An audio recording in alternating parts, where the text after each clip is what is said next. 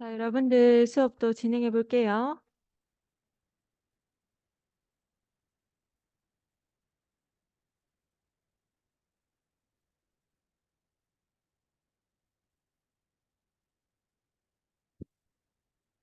자, 일단 탄식은 아까도 얘기했듯이 우리가 보통 검사, 객단 검사, 폐기능 검사, 그다음에 이제 ABG 결과 확인하고요. 그다음에 이제 엑스레이를 찍는데 엑스레이 상에는 보면은 일단 기도가 협착이 많이 돼 있지, 그지? 기도가 협착되면서 폐 쪽의 전체 영역에서는 아까도 얘기했듯이 폐포가 이제 순환이 안 되면서 공기가 가다하게 차서 가다 팽창돼 있는 것을 이제 볼 수가 있어요. 그래서 보통 X선이 투과가 이제 항진이 되는 그런 것들을 이제 볼 수가 있고요. 요거는 이따 엑스레이 한번 보고 이제 확인하겠습니다. 그다음에 이제 혈액 검사를 통해서 확인할 수가 있는데요. 보통 이제 혈액 검사를 하면은 알레르기 성향에 따라 조금 이제 다르지, 그지? 그래서 면역 글로불린을 측정을 해가지고 요인에 대해서 이제 특수 항체를 이제 측정을 하는 건데, 보통 IgE나 호상구가 이제 많이 증가되어 있는 거를 이제 볼 수가 있어요. 그렇게 이제 확인을 하게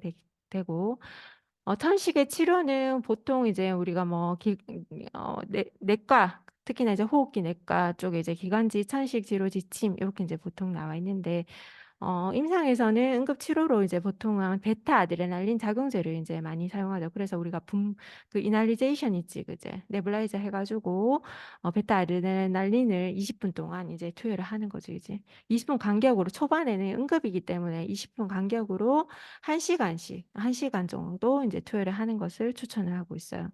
그 다음에 이제, 적절하게 이제 O2도 이제 같이 공급을 하게 되고요. 그다음 만약에 이제 베타 아드레날린 작용제가 이제 효과가 만약에 없다. 이거를 했는데 효과가 없다 할 경우에는 전신적인 이제 스테로이드를 이제 보통 사용하거든요. 요거는 뒤에 가서 약물에 대해서 다시 설명할게요. 그래서 전신 글루코콜티코이드를 사용하도록 제시를 한다라고 돼 있죠. 그죠? 그래서 일단 천식도 마찬가지로 기도가 좁아지면서 우리가 그 호흡이 환자들이 보통 많이 힘들기 때문에 산소를 일단 투여를 해서 포화도가 90% 정도 이제 이상 유지될 수 있도록 하고 보통은 고농도양 산소나 이제 바이패스나 뭐 이런 것들 사용해서 고요령 속도나 고농도 산소를 이제 투여를 하게 됩니다. 그래서 요렇게 이제 해서 일단은 호흡이 조금 돌아올 수 있도록 하고 프로토콜이라고 나와 있는데 요거는 한국 천식 진료 지침에 따른 이제 거예요. 요거는 사실은 병원에서 뭐 의사마다 다양하는 프로토콜이 조금씩 다양하고 그다음에 약을 어떤 걸 쓰느냐에 좀 다르긴 하지만 대체적인 어떤 이제 방법이다. 이렇게 보시면 될 것 같아요. 일단은 초기에 환자를 이제 평가를 하는 거죠. 호흡 곤란의 다양한 원인이 있지만은 어찌됐든 간에 평가를 하면서 이제 응급처치를 하는 거지, 그지? 그래서 ABC 마찬가지로 에어웨이 확보하고 브리딩에 대해서 이제 파악을 하면서 이제 뭐 산소도 필요한 경우 공급을 하게 되고요. 그다음에 이제 서큘레이션 관련해서 이제 다른 원인이 없는가, 문제가 없느냐 이런 것들을 이제 확인하게 됩니다. 그래서 만약에 호흡이 청진되지 않는가. 그래서 아니요 하면 중증도 이제 분류에 따라서 이제 지침을 다양하게 볼 수가 있겠죠. 그죠? 그 중증도 그 만약에 이제 초기에 이런 호흡 곤란이나 이런 뭐 우리가 의식의 변화나 뭐 기타 등등의 이제 천식의 어떤 히스토리가 있더라 하는 경우에는 이제 응급실에서 뭐 이렇게 처치를 하기도 하고 만약에 이제 중환자실이 갈 수 있으면 이제 가는 거지, 그지? 가서 일단 속효성 베타 2 항진제를 투여하거나 이제 기도 삽관을 이제 준비를 하는 거죠, 그죠? 그리고 이제 다른 환자들 같은 경우 중증도 분류에 의해서 이제 경증, 중등증 또는 이제 중증 이렇게 이제 나눠가지고 환자를 구별할 수가 있어요. 그래서 중증인 경우에는 보통 이제 치료하는 거 중등도하고 좀 비슷하긴 하지만은 환자가 예를 들어서 뭐 호흡수가 30배 이상이다 또는 안절부절 못하더라. 그다음에 뭐 심박수가 120회 이상으로 올라간다. 또는 세츄레이션이 계속 떨어진다. 뭐 이럴 경우에 확인을 해가지고 속효성 베타2 항진제를 투여를 하는 거예요. 요거는 뒤에 가서 약물에 대해서 좀 더 얘기를 할 건데요. 그다음에 이제 항콜린제 투여를 하고 이제 반응이 있는지 없는지 확인하고, 만약에 반응이 이걸로 투여를 하더라도 반응이 없더라 할 경우에는 스테로이드, 전신 스테로이드 아까 사용한 데 이제 그 스테로이드제를 이제 경구를 투여하거나 이제 IV로 투여를 하는 거죠. 그죠? 그리고 이제 고령 그 이제 흡입으로도 스테로이드를 이제 투여를 할 수가 있거든요. 그래서 환자가 뭐 피로로 이제 뭐 잘 못 마시거나 뭐 약을 투여를 못 하거나 이런 경우에 이제 하는데, 고용량 흡입을 통해서 스테로이드를 이제 투여하는 거를 고려를 한다. 이렇게 보시면 될 것 같고요. 병증과 중증도는 여러분들이 비슷하지만 이제 요 해당되는 부분들을 다시 이제 여러분들이 한번 확인해 보시면 좋을 것 같고요. 자, 요렇게 해가지고 지속이 이제 악화가 되느냐 아니면은 어느 정도 이제 괜찮아지느냐에 따라서 이제 ICU를 입원을 할지, 전동을 할지 말지 이런 거를 평가를 하게 됩니다. 그 외에 이제 환자가 조금 안정이 되거나 하면은 이제 임상적인 어떤 그 다른 결과들에 대해서 이제 측정을 하는 거죠, 그죠? 그래서 폐기능에 대해서 이제 측정을 하는데, 아까도 얘기했듯이 최고 후기 유속하고 그다음에 1초간 강제 후기량 이런 것들을 측정을 해가지고 한 뭐 예를 들어서 60% 미만 증상이 없다 뭐 이럴 경우에는 계속적으로 이제 지속적으로 이제 치료를 하고 또 자주 또 재평가하고 이런 것들을 반복해서 이제 봐야 되는 거죠, 그죠? 근데 만약에 뭐 80까지 조금 이상으로 올라왔다 할 경우에는 이제 아웃해도 그래도 괜찮겠더라 하고 이제 아웃을 시키죠. 천식은 일단은 우리가 약물 치료로 보통은 많이 하죠. 그죠? 제일 중요한 게 사실은 약물 치료예요. 그래서 급하게 일단은 흡입용 베타2 아드레날린 작용제를 이제 투여를 하는 거죠. 그죠? 가장 기본적으로 사실은 사용하는 게 베타 작용제거든요. 그래서 요거를 투여를 하게 되면 폐쇄되는 거를 조금 이완시켜줘요. 이완시켜주고, 여러분들이 제일 많이 아는 벤톨린 있죠. 그죠?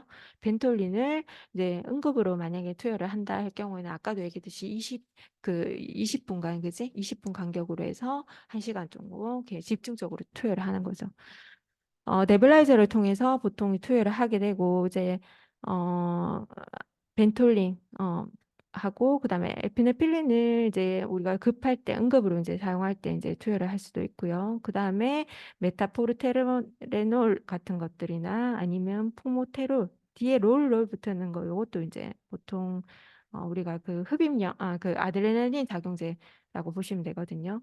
그래서 셀메테롤 요거는 사실은 뭐 우리가 성분의 제제에 대한 부분이고 계열에 대한 부분이 많기 때문에 이제 뭐 제약회사에서 나오는 거에 따라 조금 약물이 조금 용어가 달라질 수 있겠지, 그지? 보통 여러분들 제일 많이 하는 벤톨린을 많이 쓰지, 그지?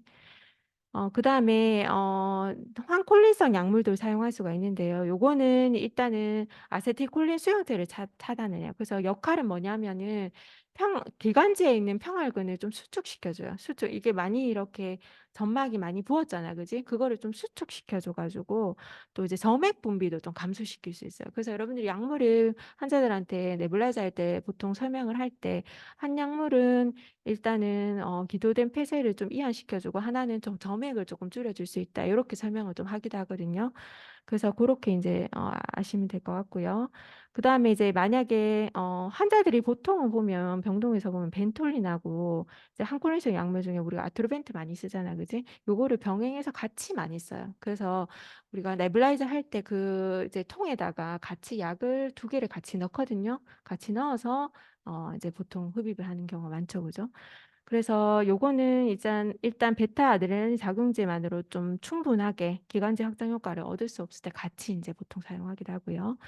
그래서 여기에 그 약물이 옛날에는 원액으로 좀 많이 나왔는데 요즘에는 여기에다가 이제 노말셀란을 같이 섞어서 이렇게 우리가 뜯어서 사용하거든요. 그래서 예전에는 그래서 노말셀란 같이 내가 믹스를 해가지고 주기도 했는데, 요새는 다 믹스 돼가지고 많이 나오니까 그냥 두 개를 하나 뜯고 이제 넣고 하면 거기에 노말셀란이 다 돼 있기 때문에, 시작돼 있기 때문에 그대로 사용하시면 돼요. 자, 그 다음에 아까 얘기했는 거 염증 반응에 대한 어떤 기관지 수축을 조금 필요로 하는 약이 이제 이제 스테로이드 제제죠, 그죠? 코르티코스테로이드를 많이 쓰는데, 이것도 마찬가지로 기관지 확장제와 병행해서 많이 사용을 해요. 그래서 보통 이제 우리가 많이 쓰는 게 경구로 쓰는 거는 여러분들이 들어보셨을 것 같은데요. 프레드니소론, 솔론이라는 이제 약 요건 또 쓰고요. 그다음에 정맥으로 들어가는 것 중에 이제 메틸프레드니솔론이라는 요런 약들도 이제 사용할 수가 있어요. 그래서 흡입성하고 이제 뭐 경구용 요렇게 이제 사용하기도 하고요.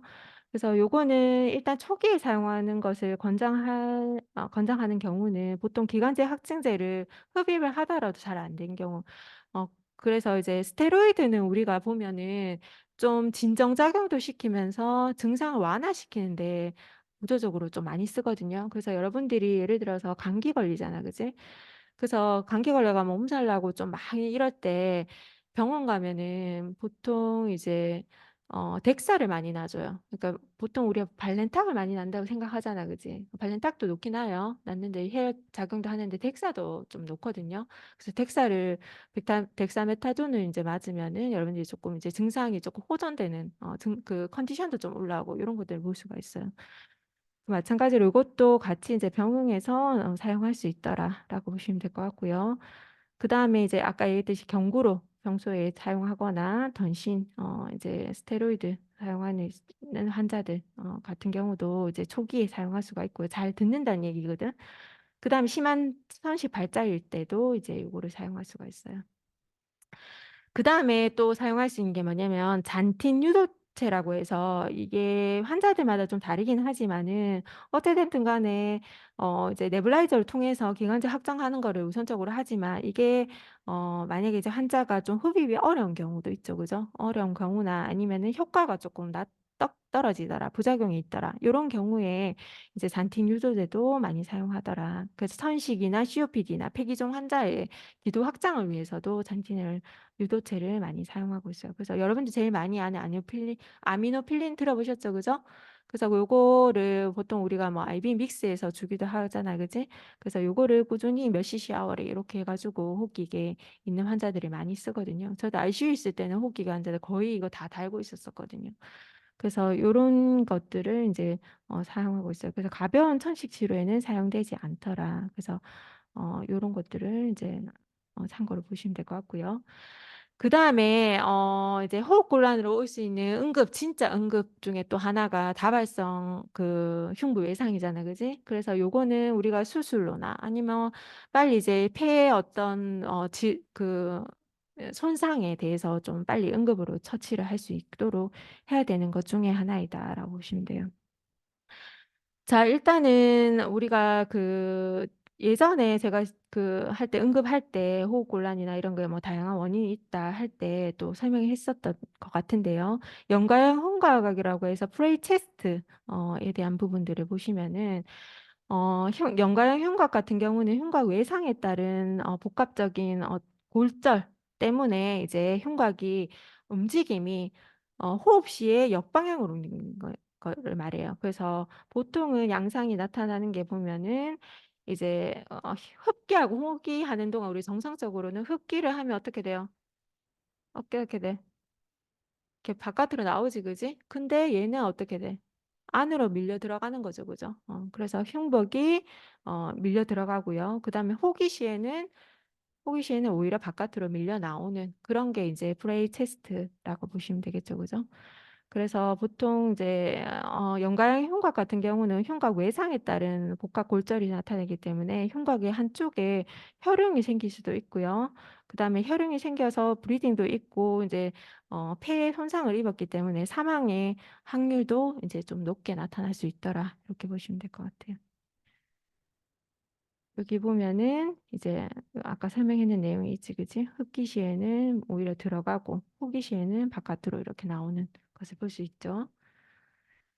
자, 그 다음에 그래서 이런 역리 운동이 저산소증을 일으키거나 고탄산 혈증을 일으키거나 호흡 부전을 초래하기 때문에 이제 응급 상황이고 또 이거를 조절을 못하게 되면 이제 사망에 이를 수 있더라. 흉골이 일단은 이게 다발성 골절이기 때문에 만약에 이 고정이 되지 않는다면, 흉골이 고정이 되지 않는다면, 이제 폐뿐만 아니라 심근에도 손상을 입을 수 있어요. 그래서 심보전을 초래할 수도 있고, 그 다음에 이제 기흉이나 혈흉이나 아까 얘기했듯이 그지? 그 출혈이 있으니까 그지? 그래서 혈기흉 두 가지를 같이 동반하는 경우도 있더라라고 돼 있어요. 그 다음에 이제 이 호흡 자체가 이제 비정상적으로 이제 되면서 여기에 종격동이라고 중간에 있는 이 종격동 자체도 위치가 조금 이동이 될 수가 있거든요.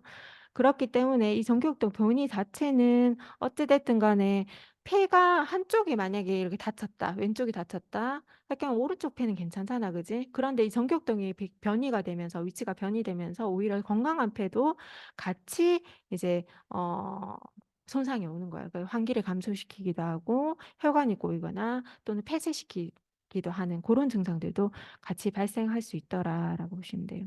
그다음 통증이 만약에 심해질 경우에는 통증이 있을 수밖에 없겠지, 그지? 심해지면은 이제 호흡도 더 힘들어지고 기침도 이제 효과적으로 할 수가 없겠지, 그지? 그래서 빠른 호흡이나 보통 이제 호흡곤란, 사이너시스, 불안감, 그다음 혈압도 떨어질 수가 있고요. 그리고 호흡성 산증이나 고탄산혈증 등이 이제 나타나는 거죠.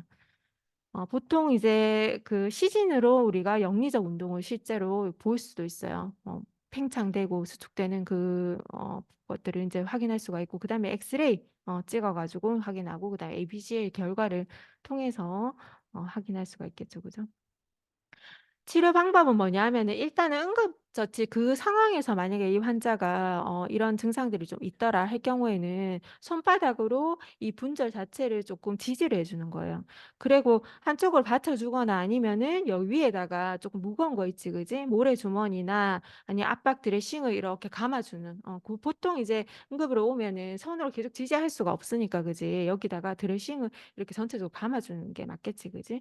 그리고 이제 손상대 쪽으로 환자를 이렇게 눕혀주는 거지, 그지? 이렇게 압박될 수 있도록 하고, 그 다음에 호흡 기능 장애에 따라 조금 이제 치료나 어떻게 접근해야 되는 게 응급이기 때문에 좀 달라질 수가 있더라. 그래서 기본적으로는 일단은 산소를 투여를 하고요. 그 다음에 굉장히 아프겠지, 그지? 다발성 골절이니까. 그러니까 통증 관리를 해주고, 그 다음에 이제 체위를 통해서 폐 확장을 좀 증진시킬 수 있도록 해야 되는 거죠, 그죠? 그 다음에 이제 만약에 객담이 많이 배출된다. 근데 객담이 예를 들어서 아까 또 얘기했듯이 혈액성 그런 것들이 이제 많이 나온다 하면 우리가 일단은 석션도 좀 시켜주면서 흡인을 좀 시켜줘야 되겠죠. 요거는 설명에 대한 거니까 여러분들이 참고로 읽어보시면 될 것 같고요. 그 다음에 이제 필요한 경우에 아까 통증 관리를 위해서 PC를 이제 달거나 아니면은 이제 페인킬러를 좀 투여를 해가지고 좀 이제 통증이 좀 줄어들면 호흡하는 것도 조금 이제 덜 힘들잖아, 그지? 그러니까 통증 때문에 호흡이 힘들기 때문에 그런 것들을 좀 컨트롤을 해주는 거지. 그다음에 아까 얘기했듯이 필요할 경우에는 흉관 모니터를 삽입해가지고 분비물도 일단 제가 드레이니지를 시켜주고 이제 거기에 대한 감염도 좀 예방시켜주는 그런 시술도 이제 하게 됩니다. 자, 그다음에 기흉도 여러분들이 지난번에 잠깐 얘기를 좀 했죠, 그죠? 기흉도 이제 다양하게 좀 나타날 수가 있는데 크게 보면은 일단 폐쇄성 기흉, 그다음에 이제 개방성 기흉, 그다음에 긴장성 기흉 이렇게 보시면 될 것 같아요. 비용 자체는 보면은 일단은 제일 문제가 뭐냐 하면은 폐허탈을 일으켜요. 기운 자체가. 그래서 바깥에서 뚫어져 가지고 들어오는 공기도 폐를 한쪽에 이제 그 늑막에다가 이제 이렇게 이제 공기가 가득 차기 때문에 폐를 이렇게 허탈해 버리는 증상도 있지만 그냥 이 이제 안에서 내부에서 이제 다양한 문제 때문에 나타나는 또 이제 그런 원인도 있고요. 그다음에 두 개가 복합적으로 나타나는 경우도 있어요. 그래서 이제 우리가 보통 개방성 바깥에서 이제 자상이나 뭐 다양한 뭐 사고를 통해서 나타나는 개방성 기흉이 있고 그다음에 이제 내부적인 어떤 문제 때문에 나타나는 폐쇄성 기흉 그다음에 이제 두 가지가 복합적으로 오는 긴장성 기흉 이렇게 이제 구별을 하거든요. 그 어찌됐든 간에 둘 다 보면 늑막 손상으로 인해서 폐와 흉벽 사이에 늑막 강에 공기가 막 축적이 되는 거예요. 이게 축적이 되면 어떻게 되냐 하면 이게 압력이 막 증가하겠지, 그지? 늑막 내압이 막 상승하겠지, 그지? 그러면서 폐 한쪽에 그 손상 입은 폐 한쪽에 폐를 이렇게 누르기도 하고 폐가 허탈이 되는 거죠, 그죠? 그러면서 한쪽 폐는 거의 못 쓴다고 얘기하면 되겠죠, 그죠? 그래서 다른 한 폐로 이제 되면서 폐활량이 급격하게 이제 감소되는 것을 보통 기흉이라고 얘기를 많이 하죠, 그죠? 그래서 뭐 이런 이제 디스니아도 오지만은 혈흔을 같이 동반해가지고 우리가 외과적인 다른 처치도 이제 같이 실시를 해야 되는 경우가 많더라라고 보시면 될 것 같고요. 요거를 잠깐 그림만 잠깐 보고 간단하게 요거 뒤에 가서 자세히 설명하겠지만은 그림만 보고 잠깐 얘기를 하면은 일단은 아까도 얘기했듯이 개방성 기온 같은 경우 바깥에서 자상을 입으면서 바깥에 있는 공기가 이제 들어오는 경우가 있지, 그지? 그러면서 발생하고 그다음에 긴장성 기움 같은 경우 조금 복합적으로 오는데 이거는 특징적인 게 뭐냐면 여기에 있는 이제 대정맥 있죠. 대정맥을 좀 압박할 수가 있어요. 압박하기 때문에 오는 다양한 또 다른 문제가 발생할 수가 있고 그다음에 이제 공기가 들어오는데 배출이 안 되는 거야. 바깥으로. 배출이 안 되면서 압력이 많이 높아져서 나타나는 다양한 질환들이 발생할 수 있더라. 이렇게 보시면 될 것 같아요. 폐쇄성 기온 아까 앞에 이제 사진에 있는 첫 번째 이제 그림인데 폐쇄성 기온 같은 경우는 가장 그 흔한 형태로 이제 나타날 수 있는데 자연적으로 이제 기운이 오거나 외상 없이 능막강에 계속 공기가 축적되는 거예요. 그래서 주로 보통 어떻게 나타나냐면 여러분들이 이런 거 경험해봤나 모르겠다. 기흉이 나타나는데 막 기침을 심하게 했을 때, 심하게 하거나 뭐 운동을 심하게 했거나 뭐 운동은 참 그거다. 우리가 자연적으로 부러져서 이제 나타나는 건데 어쨌든 자연적으로 오는 기운이 좀 있어요. 그래서 폐에 감염이 있거나 전신적인 허약으로 나타나서 나타나는데 주로 보면 우리가 보면 폐 그때 분절 밑으로 내려보면 폐포가 막 분포돼 있잖아, 그지? 폐포에 보면 대수포나 이게 폐포가 있는데 여기가 파열이 되는 거야. 그래서 원래는 이 폐포가 우리 이렇게 순환에 의해서 우리가 폐로 가서 심장으로 가서 이게 순환이 돼야 되잖아, 그지? 근데 페프의 공기가 이게 페프가 파열이 되면서 능막강으로 공기가 배출돼 버리는 거야. 그러면서 여기에 공기 가득 차는 거지, 그지? 그럴 경우로 이제 말을 하는 거고요. 어, 예를 들어서 비관 통상 외상, 그러니까 바깥에서 찌르지 않더라도 안쪽에 딱 부딪히면서 어때요? 뼈가 골절이 돼가지고 폐를 손상시킬 수도 있지, 그지? 그래서 비관 통성 외상으로 인해서 폐를 찔렸거나 아니면은 우리가 CVP 할 때도 이런 게 가끔 있어요. 그래서 쇄골아 동맥관을 이제 삽입하면서 이제 잘못 삽입한 거지, 그지? 그러면서 이제 성공이 되면서 폐가 손상이 됐을 때 이런 경우 그다음 식도천공이나 COPD 환자 같은 경우에 갑작스럽게 이제 폐쇄가 성문이 폐쇄되면서 흡기할 때 흉곽에 압박이 오면서 이게 폐포가 팍 파열해 버린 거야. 그래서 다 압력과 관련돼 있지, 그지? 그러면서 발생하는 경우, 그다음 스트레스, 긴장 이런 것들 때문에 폐포가 결과적으로는 파열되면서 늑막강에 공기가 차인다 이렇게 보시면 될 것 같아요. 증상은 주로 보면 일단 기흉은 거의 다 보면 굉장히 아파요. 일단 숨도 못 쉬지만 이제 늑막통이 있어요. 날카로운 늑막통이 있다. 그 다음에 이제 호흡 곤란이 있고 호흡이 어려워지겠지, 그지? 그러면서 이제 불안하거나 아니면 이제 빈맥이 있거나 혈압도 좀 떨어질 수가 있고요. 그 다음에 이제 손상된 폐 쪽은 보면 늑막강이 가득 차면서 아까 폐 허혈이 일어난다 했지, 그지? 그러면서 폐포음을 들어보면 호흡이 조금 감소되는 것을 볼 수 있어요. 근데 아예 소멸되거나. 그래서 정상폐, 괜찮은 폐, 손상이 입지 않은 폐하고 사이가 많이 나는 것을 볼 수가 있고요. 그 다음에 아까 얘기했듯이 폐포가 막 터지면 늑막강에 공기가 가득 차지, 그지? 이렇게 두드려 보면 공명음이 나타나요. 그래서 우리가 다양한 그 신체 검진을 통해서 확인할 수도 있고요. 그 다음에 요거는 이제 그래서 호흡 부전이나 호흡중 산증이 이제 발생할 수 있더라라고 보시면 될 것 같아요. 그다음에 이제 개방성 기용 아까 얘기했듯이 외상에 의해서 흉곽에 구멍이 나거나 횡격막에 이제 구멍이 나는 경우에 이제 늑막강에 공기가 들어가서 뇌압이 증가해서 마찬가지로 폐가 이제 전체적으로 허탈된 경우도 있고 부분적으로 허탈되는 경우를 이제 개방성 기흉이라고 보통 얘기하죠, 그지? 그래서 자상이나 총상 뭐 이런 거 총상까지는 많이 보지는 못하지만 어쨌든 자상이나 교통사고도 마찬가지, 그지? 또는 이제 흉곽 천자를 하거나 흉곽 천자할 때도 이게 그래요. 이제 그 잘못할 경우에 천자할 때 그 흉복이나 이제 횡격막이 이제 펑처가 되는 경우가 있지, 그지? 그다음에 중시정맥 측정을 위해 튜브 삽입할 때 합병증으로 나타나요. 그래서 항상 엑스레이를 우리가 그 시술하고 나서 결과를 확인해야 되겠지, 그지? 잘 들어갔는지. 증상은 일단은 흡인음이 상처 가까이에서 흡인음이 들려요. 상처 가까이서 천공된 쪽에서 흡인음이 들리고 그 다음에 아까 얘기했듯이 심광에 공기가 가득 찬다 했지, 그지? 가공명음이 들린다. 그리고 이제 그 기흉 개방성 기흉 같은 경우도 마찬가지로 이 기관에 아까 종격동 부부 있지, 그지? 기관이 이렇게 위치가 변화되는 변이가 일어날 수가 있고요. 그 외에도 이제 저산혈증과 관련해서 뭐 저산조혈증, 빈맥 이런 것들도 이제 나타날 수 있더라. 자, 그다음에 두 가지가 조금 복합적으로 올 수 있는 거. 그러니까 개방성 기흉이나 폐쇄성 기흉이 합병증으로 발생하는 게 이제 긴장성 기흉이라고 보시면 돼요.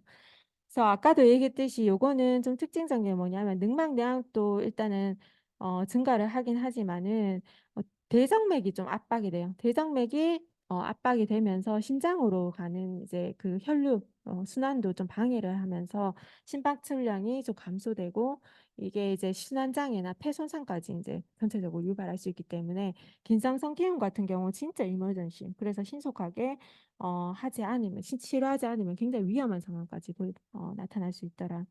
그래서 보통 이제 긴장성 기형 같은 경우는 아까도 이제 뭐 개방성 기형의 원인이 되는 것도 복합적으로 있다 했지, 그지? 흉곽이나 둔기 외상에 있거나 이제 보통 우리가 드레이니지 할 때도 잘못 이제 펑처를 할 때 체스트 뭐 튜브나 이런 거 뚫을 때 잘못할 때 이제 밀봉 베이글 할 때 좀 이렇게 또 원인이 돼서 나타난 경우도 있거든요. 그 다음에 중시정맥관사병. 그 다음에 우리가 보통 인투베이션 하고 벤틸레이터 다니는 환자들 같은 경우에 피부 그 기계적 환기를 하는데 거기에 이제 예를 들어서 뭐 우리가 수치 그 세츄레이션이나 아니면 ABG의 결과를 보고 환자들 그거를 이제 압력이나 뭐 공기 흡입 뭐 속도나 이런 거 다 맞추거든요. 근데 그게 이제 조금 언밸런스하다 또는 이제 뭐 기계적 환기를 하면서 오는 사이드 이펙트 보통 이렇게 얘기하거든요. 그런 거 인해서 또 이제 긴장성 기흉이 발생할 수도 있어요. 그래서 계속 이제 환자들을 세밀하게 좀 봐야 되겠지, 그지? 자, 요거는 긴장성 기흉에 대한 엑스레이인데 보면은 이제 이쪽 한 폐 쪽에 흉곽에 공기가 가득 찬 걸 볼 수가 있겠지, 그지? 그래서 요게 밀려나는 것을 이렇게 볼 수가 있어요. 그래서 다양한 엑스레이 결과는 사실은 우리가 간호사로 있을 때는 너무 바쁘고 내 환자가 이제 뭐 ICU에서는 내가 좀 봤던 것 같아요. 근데 병동에 있을 때는 내 환자 감당하기도 힘들어. 내 할 거 모다대로 이제 수행하고 하기가 내 듀티 안에서 하기가 사실 빡빡하거든요. 그래서 이 환자가 엑스레이 찍고 왔다, 뭐 CT를 찍고 왔다 하면 찍고 하고 뭐 대충적인 결과는 아는데 이거를 진짜 우리 케이스 할 때처럼 판독 결과 보고 막 이거 할 시간이 잘 없는 거야, 사실은. 그래서 임상을 오래 하신 분들 중에 정말 내가 뭐 ICU에 있을 때나 뭐 이렇게 환자를 좀 볼 시간이 있으면 연차가 되면은 보겠는데 대부분의 연차 뭐 3년 차까지 뭐 이상 그 전까지는 내과 하기도 급급해. 그래서 잘 몰라. 그래가지고 여러분들 학생 때 사실 이런 거 조금 공부 많이 하고 보면은 더 좋을 것 같아요, 오히려. 자, 그래서 긴장성 기형은 아까 마찬가지로 요거 보시면 될 것 같고 그 다음에 증상은 보통은 아까 얘기했듯이 손상되지 않은 쪽으로 기관이 조금 변이 될 수가 있어요. 이렇게 밀려난다 했지, 그지? 그 다음에 손상된 쪽에 호흡이 상실될 수 있다. 아까 들어보면은 폐가 이제 허탈이 생기면서 이제 안 들리는 거지, 그지? 그 다음에 경정맥 확장이 될 수도 있고 사이노시스나 그다음에 손상대 쪽에 아까 똑같이 두들겨 보면 가공명음 이렇게 나타나고요. 호흡곤란, 그다음에 환자가 이제 흉통, 흉통 심한 흉통을 페인을 진짜 많이 호소해요. 그다음에 안절부절 못하고 그다음에 늑간이 퇴축되기도 하고요. 그래서 보통 우리가 호흡곤란 환자들 보면 늑간이 퇴축되는 것을 많이 볼 수가 있거든. 그리고 이제 비공 이건 밑에 있는 건 다 보면 호흡곤란의 징후라고 볼 수가 있어요. 비공도 굉장히 많이 확장이 되고 그다음에 많이 심할 경우에는 쇼크에 빠질 수도 있겠지, 그지? 그래서 이런 증상들이 나타날 수 있더라. 진짜 응급이에요. 그래서 엑스레이 상에 폐 허탈이 나타나거나 이런 거 아까 이제 봤지, 그지? 그럴 경우에 이제 확진할 수가 있고 ABG의 결과 이제 저산소증이나 호흡성 알칼리증이 나타나기도 한다. 이렇게 보시면 될 것 같아요.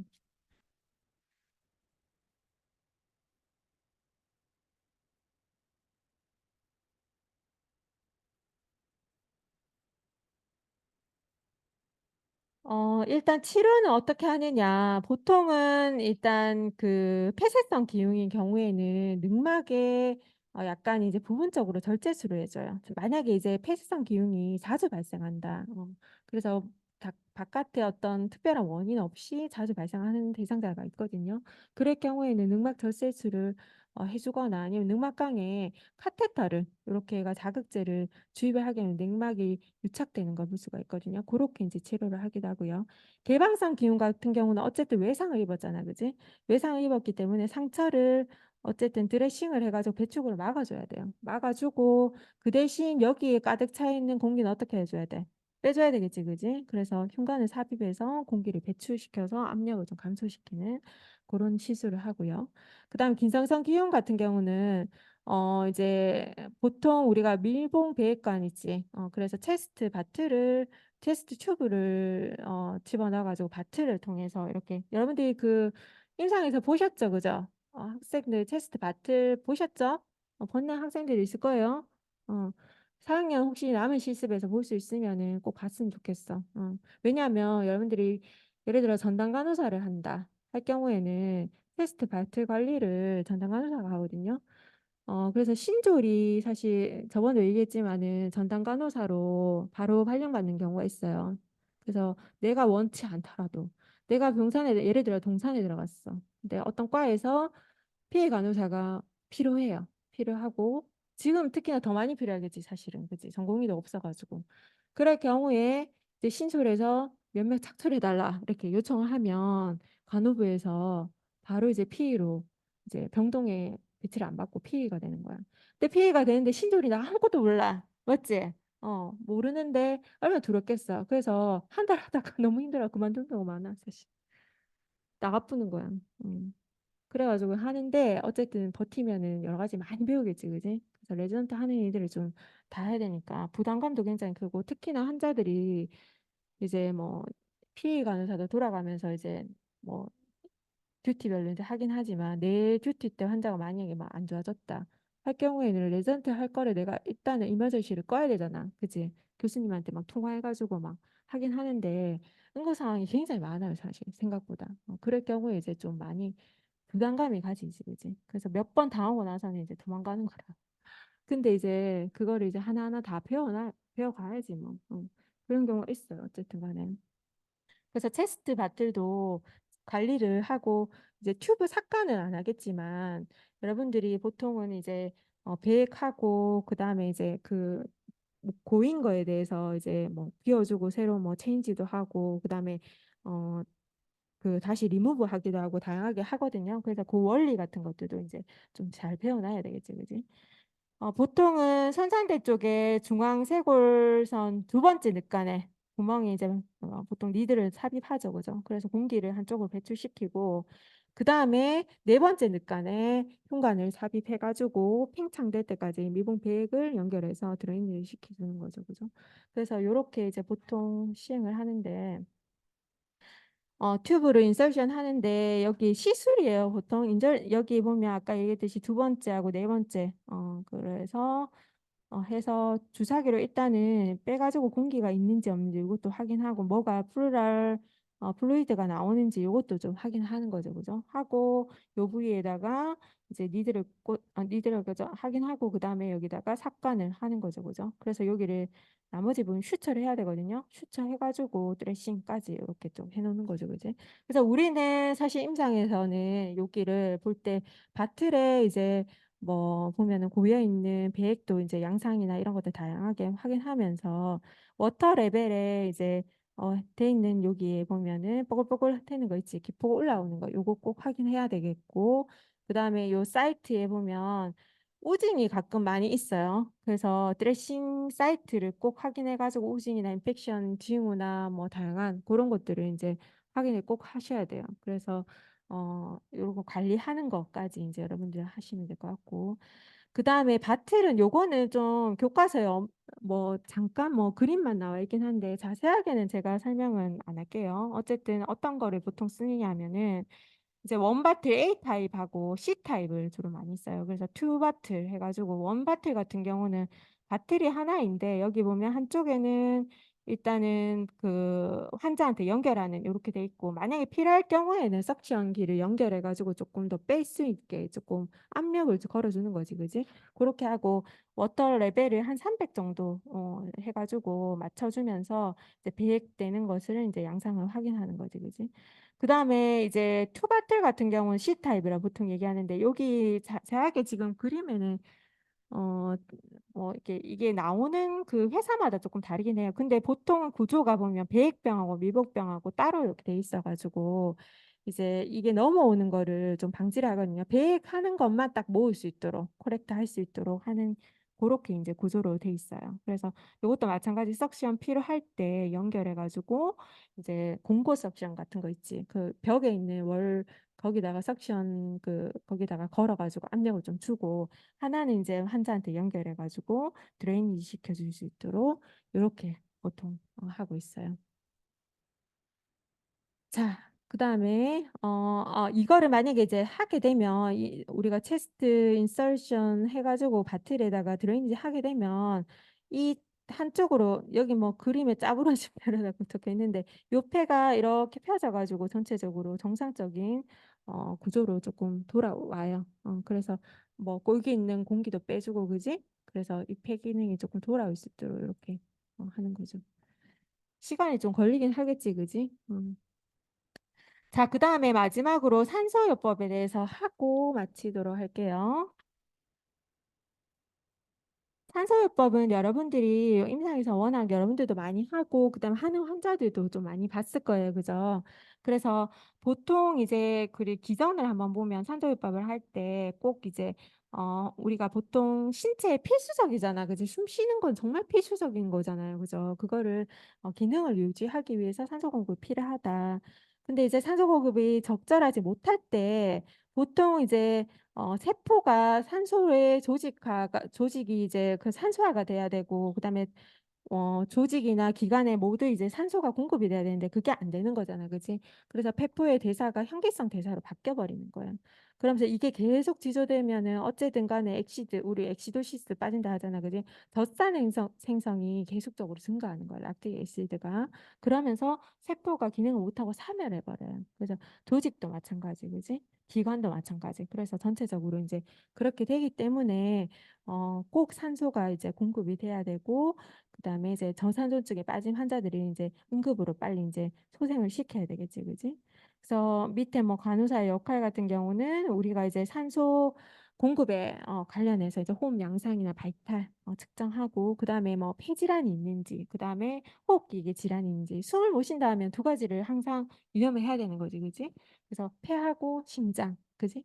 그다음에 어떤 치료 계획이 있는지 그래서 그 호흡기 그 의사들이 보면 특히나 약을 많이 쓰는 과들을 보면 케어 플랜이라고 해서 닥터 그 오다지에 보면 처음에 환자가 어드미션 하잖아, 그지? 그 외래에서 보든 뭐 어디서 보든 케어 플랜이라고 뒤 밑에 딱 나와 있어요. 그러면 이 환자가 이 병동에 와서 치료를 해야 되는 중점적인 것 무엇이라 하는가 뭐 이렇게 나와 있고 그거는 사실은 오다하고 연결돼 있고 그 오다는 뭐예요?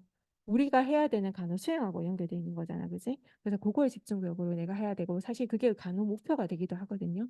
그래서 그렇게 보시면 되고 그다음에 산소요법을 적용할 계획이 있으면은 가장 효과적인 이 사람이 고농도 산소가 필요하냐 아니면은 이제 뭐 오투를 어느 정도면 유지하면 되느냐 뭐 또는 이제 뭐 벤틸레이터를 달아야 되느냐 뭐 다양하잖아, 그지? 그런 거 산소 공급 방법에 대해서도 이제 확인하는 거죠.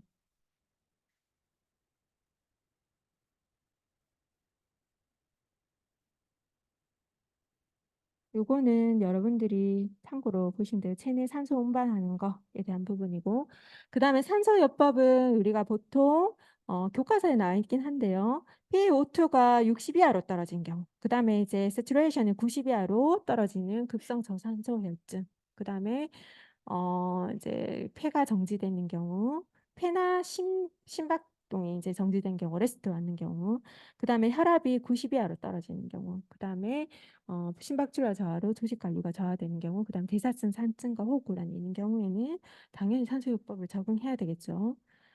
그 다음에 목표는 일단은 우리가 PaO2를 높여주는 거지, 그지? 세츄레이션 감시하고 그다음에 PaO2를 이제 높여주기 위한 어느 정도 유지하기 위한 60 이상으로 유지하기 위해서 산소요법을 실시를 하게 되겠고요.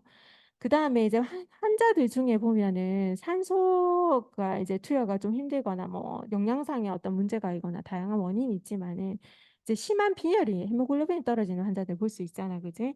그런 경우에는 산소 흡만력이 떨어지기 때문에 PaO2를 조금 높게 유지해야 되는 것을 이제 목표로 하고 있어요. 그다음에 급성 협심증 같은 경우도 이제 60 이상으로 좀 유지해야 된다 이렇게 보시면 될 것 같고요. 자, 그다음에 COPD 환자나 뭐 우리가 이제 산소를 적용할 때는 금기증은 없지만은 이제 아기들 같은 경우 미숙아도 보면 호흡 부전이 오거든요. 폐포가 이제 정상적으로 형성이 안 되고 그다음 계면 활성제가 애들이 활성화가 안 돼요. 그렇기 때문에 호흡이 좀 힘든 애기들이 많지. 그래서 인큐베이터에 많이 들어가는데 그런 경우에도 우리가 고농도의 산소를 투여할 때는 항상 좀 주의를 해야 되는 게 있어요. 그다음에 노인 환자도 마찬가지. 그다음 COPD 환자 같은 경우도 기관지가 좁아진 경우에 이제 고농도 산소만 투여한다고 되는 게 아니잖아, 그지? 그래서 기관지를 확장시켜 줘야 되는 게 목표이기 때문에 그런 것들을 좀 주의를 해야 된다. 그리고 이제 만성 폐질성 폐질환 환자가 왜 고농도 산소를 막 이렇게 투여를 계속적으로 되지 않아야 되냐면은 일단 COPD 환자나 그다음에 노인 환자, 뭐 미숙아도 마찬가지 그런 애기 환자 같은 경우는 호흡 중추가 좀 미숙해요. 미숙하고 그다음에 호흡 중추가 좀 둔감해져요. 그렇기 때문에 계속적으로 산소만 계속 투여하면 나중에 이 사람이 정상적으로 이제 폐가 이제 기관지 확장제를 통해서 이제 이렇게 정상적으로 돌아왔을 때 이제 이미 호흡 중추가 좀 둔감해지기 때문에 이게 스스로 호흡하려는 노력들이 있지. 호흡 중추가 활성화되는 것들이 조금 미숙해지는 거야. 그렇기 때문에 오히려 저농도 산소를 좀 이제 투여를 해가지고 좀 자극받도록 호흡의 중추에 자극받도록 하는 것이 좀 중요하더라.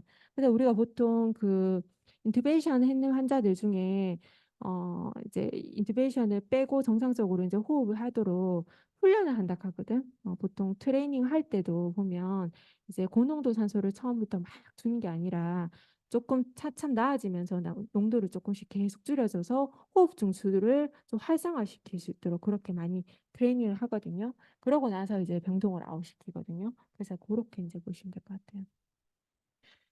자, 요거는 이제 아까 그 산소요법에 대한 어떤 그 COPD 환자 특히 아까 제가 설명했는 내용들이 좀 들어가 있죠, 그죠? 그래서 보통 저농도 산소 투여를 해가지고 폐 모세 혈관 수축을 좀 감소시키고 그다음 폐동맥 고혈압을 완화시키면서 이제 그 활동 내구성을 증가시켜서 요 생존 기능을 연장한다 이렇게 되는 거죠, 그죠? 아까 고농도 산소를 투여하면 이제 혈중 오투는 증가하지만은 뇌에서는 내가 산소가 충분하네. 그래서 호흡 중추에서 내 필요성 못 느끼는 거야. 그래서 하려는 노력들을 내가 스스로 안 하는 거야. 그래서 호흡 기능이 좀 상실될 수 있더라.